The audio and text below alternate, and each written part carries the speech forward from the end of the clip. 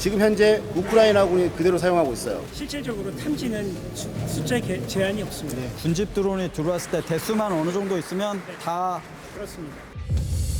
드론은 주인이 저희 장비로 인식을 하고 진짜 무슨 영화 같은 이게 얘기. 요물이라고 아니 이게 된다고요? 획기적인 장비예요. 그래서 제가 요물이라고 해요. 주파수 대역을 뛰어다니면서 해부키까지 예, 요물로서 지정을 해야 돼. 요물. 이런 요물들이 있을 거란 것 자체 상상을 못했어요. 3D 프린팅 그런 거예요? 제작을 한 거고 이거 하나만 보면 끝나는 거예요. 지금 현재 우크라이나군이 그대로 사용하고 있어요. 진짜 비밀이에요 이거. 캐도 비밀이 계속 나와.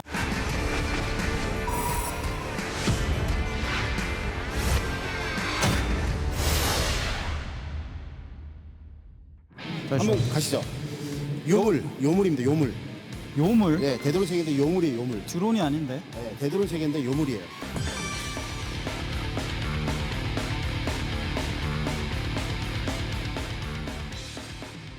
현재 나와 있는 대드론 장비 중에서 복잡하고 다양한 전파 환경이 있는 그런 지역, 예를 들어서 공항이나 항만 도심 지역에서 드론을 무력화할 수 있는 유일한 장비라고 말씀드릴 수 있습니다. 저희 장비는 사이버 기술을 활용을 해서 드론과 조종기 간의 교신을 확보를 한 다음에 드론을 리프로그래밍을 해서 리프로그래밍이 끝난 순간에는 드론은 주인이 저희 장비로 인식을 하고 저희 장비가 지시하는 안전한 지역에 안전하게 착륙을 하거나 아니면 그 드론을 날리고 있는 조종기에게 돌아가도록 만듭니다. 야 이거 진짜 무슨 영화 같은 이게 얘기. 요물이라고 아니 하는데 이게 된다고요? 해킹이 이게 물리적인 접촉이 없이 해킹이 된다고요? 해킹이 되는 거죠. 예. 그러니까 이게 본질적으로 왜 나왔냐면 이스라엘에서 나온 거잖아요. 저도 예전에 이제 이스라엘에서 이제 근무를 이제 했었거든요. 거기도 했었어요? 파병을 가서 했는데 거기는 이제 도시 위주로 해서 하기 그렇죠. 때문에 전파 환경이 되게 복잡하잖아요. 복잡하겠죠. 그래서 일반적인 그런 잼머라든 걸 사용하게 되면은 결국에는 이제 예를 들어서 주민들한테 민간 피해가 갈 수밖에 그렇죠. 없어요. 예를 들어서 이제 전화도 안될 와이파이도 것이고. 안 되고 그다음에 네. 심장에 관련 인공심장 관련도 안 되고 여러 가지 그렇겠죠. 있기 때문에 그걸 전파를 못 쓰고 이거에서 중간에서 탈취하는 방법으로 개발을 하게 된 거예요. 이스라엘 하게 되면 고도의 첩보부대가 있기 때문에 감청이라든가 이런 것들 되게 잘하잖아요. 그러니까 결국에는 이제 그런 어떤 역사적인 어떤 그런 모티브에서도 나왔던 기술이 되고 지리적인 특성으로부터 나온 기술이기도 해요. 이게 민간 기술에서 군으로 온 거예요? 그 얘기는 민간하고 그런 군기술하고 별도의 구분이 없고요. 같이 이제 융복합체로 보시면 돼요. 상당히 획기적인 거고 왜 그러냐면 또 중요한 게 뭐냐면 이게 보게 되면 우리나라도 도시화가 많이 진행되고 있잖아요. 그렇죠. 그럼 잼머 아무나 쓸 수가 없거든요. 그렇죠. 그렇기 때문에 이런 걸 하게 되는데 중요한 거는 이런 것들을 이렇게 고정형으로 쓸 수도 있고 차량에다가 이제 기동형으로 쓸 수도 이동형으로. 있고 그다음에 또 이제 뭐 개수를 개발하기는 작게 해가지고 모듈형으로 쓸 수도 있고 그래 모듈형 쓴다는 거면 사람이 갖고 다닐 수도 있고 백팩에다가 이것도 갖고 다닐 수 있지만 또 이제 차량에 달거나 시설에 달릴 수도 있고 여러 가지 방법을 해서 여기 보시게 되면 전술적 운영 방법에 따라서 이제 설치 옵션이 많잖아요. 그렇기 때문에 이런 부분들은 결국 우리나라도 이제 기존에 있는 잼머 체계도 있어야 되지만 그런 어떤 이제 도시 환경 고려했을 때 이런 것도 받듯이 같이 들어와서 병행되게 되도록 체계가 발전돼야 된다. 와 이거 획기적인 저 기술이에요. 깜짝 놀랐습니다 지금. 자 그런데 이게 장비 하나가 드론 뭐 한 대 두 대 가지고 뭐 그렇게 한다면 별 역할이 없을 것 같아서 얼마나 많은 드론들을 내 거화로 할 수가 있을까요? 실질적으로 탐지는 숫자 제한이 없습니다. 그렇죠. 얼마든지 전파니까. 탐지를 할 수 있고 또 동시에 탐지된 모든 드론을 무력화하는 데는 일정 시간 약 한 3, 4분의 무력화를 다 하고 싶다라고 하면 약 한 13대까지 10세대까지. 그럼 군집 드론이 들어왔을 때 대수만 어느 정도 있으면 다 그렇습니다. 네. 그러니까 어차피 어떤 반경 안에서 드론하고 오퍼레이터의 어떤 상관관계에 사는 거기 때문에 그렇죠. 뭐 100개, 200개를 하는 게 아니고요. 실질적으로 그렇죠. 어떤 공격을 할 때 그렇게 올 수도 없고 그래서 어떤 특정 목표 지역이 왔을 때 뭐 올 때 공격을 군집으로 한다고 해서 사람들이 잘못 오해하고 있는 게 몇백 대, 몇천 대가 그렇죠. 아니라 예. 걔네들 재파식으로 와요.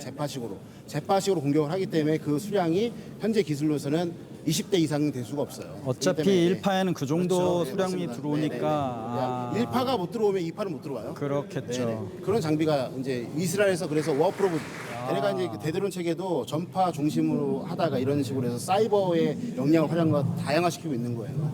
왜냐하면 우크라이나 같은 경우는 도시 중심으로 해서 방어를 하고 있기 때문에 그렇죠. 도시에서 잼머 함부로 쏘면 어떻게 되죠? 2차 피해가 발생합니다. 그렇죠. 예. 탐지 동작 주파수 대역 보니까 고주파인 걸로 봐서 그쪽 드론 쓰는 그거만 그렇죠. 딱 캡처한다는 네, 말씀이죠. 저희가 일반적으로 상용 드론이 날아다니는 모든 주파수 대역을 대역이죠. 네, 다 커버합니다. 획기적인 장비예요. 그래서 제가 요물이라는 거예요. 요물 맞네. 네, 요물. 네. 오늘 창끝 전투 보러 왔는데 창도 봤는데 방패도 보시죠. 요물 방패까지. 그렇죠. 요물 방패까지. 이야, 대단한. 이게 모순의 경쟁 아니겠습니까? 그렇죠. 모순, 창가 방패. 진짜 모순이네 네, 이거. 예. 다음으로는 이제 또 다른 요물 한번 보시러 또 갈까요? 요물이 있어요? 또 있어요. 또 제가 요물 보러 설명드릴게요. 가시죠. 아유, 예. 말씀 감사합니다. 감사합니다. 네네네네. 근데 여기 왜 온 거예요? 이게 네. 우리가 드론을 운영하거나 네. 레이더를 운영할 때 우리가 관과하고 있는 부분들을 이제 이거 개필러를 할 수 있는 그런 어떤 성능 좋은 프로그램이 있기 때문에 왔습니다. 왜냐면 제가 왔는데 드론이 안 보여. 네. 드론하고 연계되어 있는 거예요. 아, 네. 그래요? 네. 기본적으로 이제 이 되드론 체계를 방공망을 구축하려면은 원자력 발전소라든지 예를 들어서 그다음에 뭐 김포공항의 주요 핵심 시설. 예, 핵심 시설, 국가 핵심 시설 그런 부분을 하려면은 옆에 있는 저런 그 되드론 장비 있지 않습니까? 예. 저런 거를 사전에 어떻게 설치를 해야 될지에 대한 부분을 미리 계획하고 최적화할 필요가 있습니다. 환경 평가. 그렇죠. 예, 전파 환경. 비슷합니다. 예, 아. 예. 그런 장비의 성능을 그 3차원 지도 기반 하에서 모델링 시뮬레이션을 해보는 겁니다. 이거 중요한 네, 거네요. 중요한 거죠. 아. 여기 인데 보시게 되면 여기 안에서 이제 전파 환경 분석이 쫙 펼치지 않습니까? 그럼 여기서 이제 예를 들어서 노란색 이상의 이제 뭐 이제 그린색 같은 경우는 전파가 잘 잘 퍼지는 보인다. 거예요. 예. 네. 근데 그 주변에 이제 빨간색이라든가 이런 것들은 직균성이 있기 때문에 안 되잖아요. 그런 거를 차폐 지역이라고 해요. 아. 그러면 그거는 우리가 지키고 있다가 그 지역을 우리가 뚫릴 수가 있는 부분이죠. 그렇죠. 근데 이거는 우리의 관점에서 보는 건데 이거를 적이 갖고 있다고 생각해 보세요. 다 알겠죠. 저희 갖고 있으면 이걸 분석을 통해 갖고 우리의 차폐 지역을 분석한 다음에 그걸 뭘로 보내죠? 거기를 드론을 드론으로 보내는 보내죠. 거예요. 그래서 이 방법을 지금 우크라이나 러시아에서 러시아군이 그대로 사용하고 있어요. 러시아군이 그렇죠. 우크라이나군도 마찬가지고. 그래서 걔네들이 드론하고 순항 미사일을 운용할 때 러시아군 같은 경우 샤이드 이제 136 같은 거 보낼 때 이런 전파 환경 분석을 해서 다 사이트가 어느 정도 나와 있으니까 분석을 쫙 한 다음에 우크라이나군이 알파 브라보 찰리 접근로 중에 찰리가 약하다면 그쪽으로 그걸 보내는 거예요. 미사일하고 이런 것들. 공격 축선을 그쪽으로 예. 보내는군요. 그래서 이런 것들을 우리가 해놓으면 결국에는 북한에서 걔네가 도발을 할 때 드론이라든가 미사일, 순항 미사일 같은 것들을 어디로 올 건가를 우리가 사전에 예측할 수가 있겠죠. 그러면 그 올 수 있는 가능성이 높은 지역에다가 우리가 대공 방어 체계를 설치하면 된다는 겁니다. 집중 방어를 할 수 있겠네요. 네, 그렇기 그래서. 때문에 이 업체가 이게 프랑스에서 예. 나와 있는 ATDI라는 회사 예, 제품이고요. 예. 이쪽 그 전파 스펙트럼 분야에 40년 노하우를 가지고 있는 회사입니다. 전파 스펙트럼을 하는 이유가 뭐냐면 이게 결국에는 이제 입체화 시키는 거잖아요. 그렇죠. 프랑스가 뭐가 유명하죠? 디지털 트윈이 되게 유명하지 않습니까? 그래서 그런 것들이 되고 있어서 이 프로그램은 지금 현재 우크라이나군이 그대로 사용하고 있어요. 이야. 전자전부대에서 사용하고 그대로 있습니다. 사용하고 있어서 그래서 이제 러시아군의 순항 미사일이라든가 무인 체계를 이제 오는 접근로를 이제 사전에 예측할 때 쓰고 있는 거예요. 그래서 이렇게 표적 타격이 잘 맞추는 그렇죠. 거죠. 어쩐지 제가 오늘 비밀 하나 또 말씀드린 거예요. 어쩐지. 비밀 하나 말씀드린 거예요. 진짜 비밀이에요 이거. 캐고 네. 캐도 비밀이 계속 나와. 그래서 우리나라의 이 프로그램을 갖고 있는 데가 여기 한 군데 하고 그다음에 좀 이따 갈 모 대학교에 한 군데 딱 두 군데밖에 없습니다. 대학교도 있어요? 네, 대학교도 있어요. 네, 좀 이따 헐. 말씀드릴게요. 그래서 알겠습니다. 여기가 이제 원조다. 여기가 원조고 다음에 실질적으로 되드론 체계를 한번 넘어가 보실까요? 알겠습니다. 네.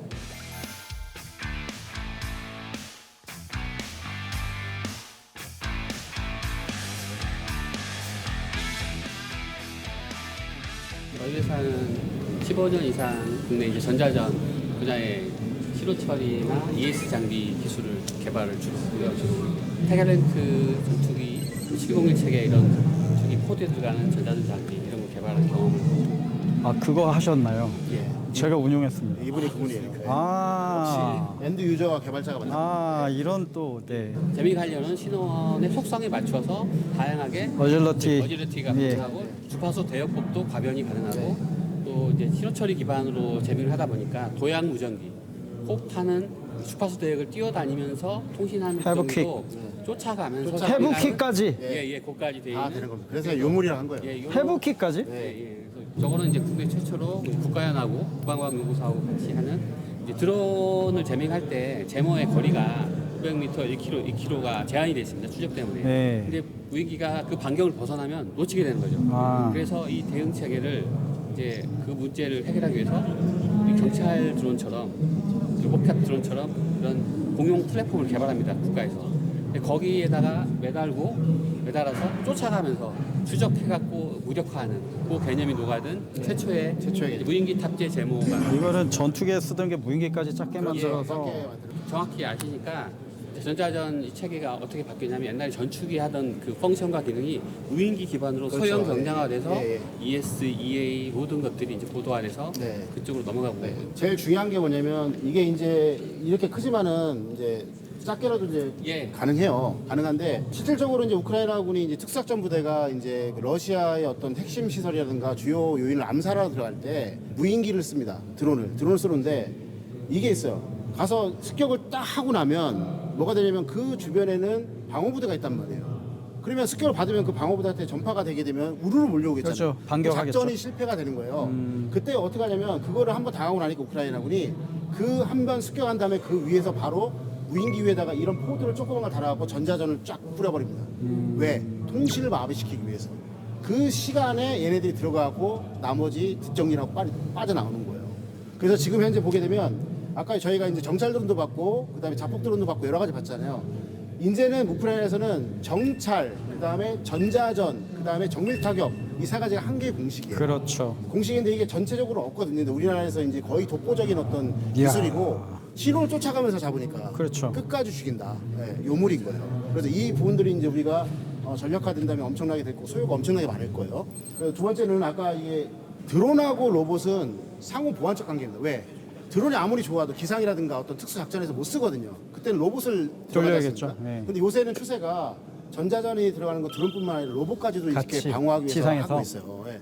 그렇기 때문에 이제 이런 부분들도 적도 마찬가지 로봇을 사용할 거 아닙니까? 아. 그럼 이런 것들도 필요한 거죠. 그래서 이것도 이제 경량화되고 조그만 로봇을 달게 하게 되면 적이 이제 로봇을 보내거나 할 때 걔네들도 기습을 하기 위해서 하는 거기 때문에 이런 것들을 부비 트랩이라든가 아니면 특정 지역을 방어할 때 도구로 활용하게 되면 민에서는 국가 주요 시설에 대한 방어를 할 수가 있고 그렇죠. 군에서는 이제 전표적 타격이라든가 아니면 공격 작전, 방어 작전에 다 사용할 수 있는 것이죠. 그래서 이런 것들을 보고 모듈화되었다고 하는 겁니다. 그렇죠. 예. 그다음에 이런 것들이 또 각각의 기능과 병가에 맞게 그다음에 어떻게 되는 거예요? 모듈화 다음에 계열화되는 거예요. 그렇기 때문에 그 기반을 여기 이제 우리 서 대표님께서 만들어 주신 거예요. 예, 국가적으로 참 감사한 일입니다. 아, 이거 진짜 필요한 전력이었는데 저는 이런 요물들이 있을 거란 것 자체 상상을 못했어요. 그냥 타격하고 그런 것만 하겠구나 네, 네, 했는데 네.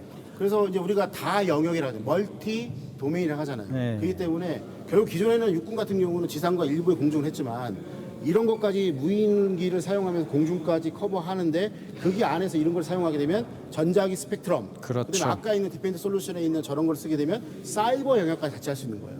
그렇기 때문에 나는 영역을 다양한 영역을 쓰지만 적은 한 개 못 쓴다. 내가 위에 있는 거죠. 그렇기 때문에 이런 것들은 우리가 눈여겨봐야 되고 요물로서 지정을 해야 돼. 요물. 지금까지 크게 전구 작전에서 했던 그 작전 개념들이 작게 무인기로서 다 구현이 되는 그 현장을 지금 봤네요. 네, 보셨어요. 야, 중요한 건 뭐냐면 그런 요물들이 나왔잖아요. 네. 그러면 이제 결국에는 우리가 인구절벽 시대에 있지 않습니까? 네. 인구절벽 시대에 있으면 그러면 소부대가 중요하잖아요. 네. 우리 여기도 이제 소부대에 관련된 분야고 그 소부대에서는 우리가 여태까지 받은 것처럼 누가 제작해 주는 게 아니라 미션이 계속 바뀌기 때문에 스스로 이게 뭐랄까 DIY 할 수 있는 자체 그런 것들이 제작을 필요한 하는 거예요. 거예요. 자체 제작. 딱 예, 인물 그런, 맞게. 자체 제작을 할 수 있는 아까 그 대학교가 있어요. 아까 제가 전파환경 분석하는 프로그램도 있다고 했죠. 대학교 예, 그 대학교가 이제 학교 기업을 많이 갖고 있는 대학인데 우리나라 탑입니다. 그렇게 그런 대학교면 서울대? 아니에요. 아니에요? 예, 어디냐면 병원대학교입니다. 와, 여긴가요? 예, 여기입니다, 바로 옆에. 보시죠. 보시죠. 이 학교가 특징이 있어요. 뭐 골판인데? 이거보다 더 큰 특징. 자체적인 비행장 갖고 있어요. 예? 비행장이 있다고요? 예, 무슨 말이냐면 이 학교는 미래항공산업 특성화대학교예요. 아. 예, 그래서 관제 이런 거 해서 비행기 유무인에 관련된 모든 걸 다 해요. 아. 모든 걸 다 하는데 보시면 저기 UAM 테크라는 게 있죠. 네. 저게 뭐냐면 학교 기업이에요. 학교 안에 건물이 큰 게 있는데 그게 안에 스타트업이나 벤처 기업들이 많아요. 그래서 학생들이 아니라 기업인들. 네, 아니요. 여기는 그 학교에서 나왔죠. 네, 학교에서 나왔고 저쪽에 기업에서 나오고. 아, 네. 같이. 네. 그게 무슨 말이냐면 학생들도 무인체계 관련된 학과가 있고 기업이 있기 때문에 상호 시너지가 나는 거고. 그래서 여기 보시면 아까 보시게 되면 골판지 드론 아까 설명을 다 드렸잖아요. 네. 여기는 이제 그 뭐랄까 직접적으로 군하고 연계가 돼가지고 이거를 이제 실질적으로 운영까지 하는 어떤 그런 그 기술력까지 올라와 있어요.